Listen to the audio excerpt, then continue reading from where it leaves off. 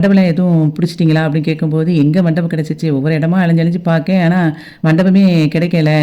என்ன செய்யன்னு தெரியல. இன்னொரு அட்ரஸ் குடுத்துருக்காங்க அவங்க மாமா. அத பத்தி பார்க்கணும் அப்படின்னு சொல்லிட்டு இருக்கும்போதே, இவ கேட்பா, "வானதி, அப்போ மண்டபம் கிடைக்கலன்னா கல்யாணம் இப்ப வைக்க மாட்டீங்கல்ல?" அப்படின்னோனே இவங்க 2ம் ஷாக் ஆகி பார்ப்பாங்க. "இல்ல, மண்டபம் கிடைக்கலன்னா சும்மா 1 வருஷம் கழிச்சு பார்த்துக்கலாம்னு சொல்லிருவீங்கல்ல?" அப்படின்னு சொல்லும்போது, அவங்க அம்மா எனக்கு வந்து சொல்லுவா, "என்னடி சொல்லிட்டு இருக்க?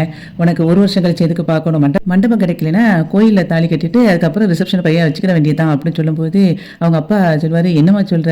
கல்யாணம்லாம் பேசி எல்லாம் முடிவு பண்ண பிறகு என்னென்னமோ பேசிக்கிட்டு இருக்கேன்னு, நீங்க எதுக்கு இப்போவுமே கல்யாணத்தை எனக்கு பார்த்தீங்க? நான் சின்ன பொண்ணு. நான் வந்து ஏதோ சொன்னா நீங்க பெரியவங்க தானே, யோசிச்சு நீங்க எல்லாம் முடிவு எடுக்க மாட்டீங்களா? உடனே எனக்கு கல்யாணத்தை ஏற்பாடு பண்ணுவீங்களா? நான் இன்னும் படிப்பு கூட முடிக்கல." அப்படின்னு சொன்ன உடனே அவங்க அம்மா விளக்கமாத்த வச்சு அடிக்க ஆரம்பிச்சிருவா. உடனே அவங்க அப்பா சொல்லுவாரு, "என்னம்மா சொல்ற? நீ பேசி தானே நாங்க வந்து முடிவு பண்ணணும்." அப்படிங்கும்போது, "இல்லப்பா, கல்யாணத்துல பாண்டி வந்து ஏதாவது பிரச்சனை பண்ணுவானோன்னு நினைச்சேன்." அப்படிங்கும்போது அவங்க அப்பா சொல்லுவாரு, "அதெல்லாம் அவன் பிரச்சனை பண்ண மாட்டான். நான் இப்பதான் வந்து பாண்டியை பார்த்துட்டு பேசிட்டு வரேன்." அப்படின்னு சொன்ன உடனே, "என்னது, பாண்டியை பார்த்து பேசிட்டு வந்தீங்களா? கல்யாணம் சொன்ன உடனே கண்டிப்பா என்னைய மீறி அவளுக்கெல்லாம் கல்யாணம் முடிச்சு கொடுத்தா சண்டை போடுவேன்னு சொல்லியிருப்பானே." அப்படின்னு சொல்லும்போது, "பாண்டிலாம் ரொம்பலாம் ஒன்றும் கவலைப்படல. நீங்க தாராளமா கல்யாணம் முடிச்சு கொடுங்க. நான் எந்த பிரச்சனையும் பண்ண மாட்டேன்." அப்படின்னு சொல்லிட்டா. அப்படின்னோடனே, "அப்படியா சொன்னா?" அப்படின்னோடனே அதுக்கு அவங்க அம்மா சொல்லுவா, "இதோட துன்பம் விட்டதுன்னு நினைச்சிட்டு இப்போ சாட்டில் நாங்கள் சொல்கிற பையனை கல்யாணம் முடிச்சுட்டு போயிட்டே இரு பார்த்துக்கோ." அப்படின்னோடனே அவ பாட்டுக்கு உள்ளே போயிடுவா ரூம்குள்ள. அங்கே போயிட்டு, எதுக்கு இப்படி பாண்டி சொன்னான்னு தெரியலையே, என்னை பற்றி கொஞ்சம் கூட அவனுக்கு கவலையே இல்லை அப்படிங்கிற மாதிரி ஃபீல் பண்ணிட்டு இருப்பா. அதுக்கப்புறம் நிலா வந்து அவன் ஃப்ரெண்டோட பேசிக்கிட்டு இருப்பா. நிலா வந்து ஜூஸ் குடிச்சிட்டு இருப்பா. அப்போ ஜூஸ் குடிக்கிற நேரத்தில் அப்படி சிரிச்சிட்டே இருப்பா தன்னால. அப்போ அவள் ஃப்ரெண்டு திவ்யா கேட்பா, "எதுக்கடி தன்னாலேயே சிரிச்சிட்டு இருக்க?" அப்படின்னோடனே, "இல்லை, எனக்கு சோழனர் தான் நினச்சி பார்த்தேன். அவர் எப்படி ட்ராமா பண்ணியிருக்காரு பாரு.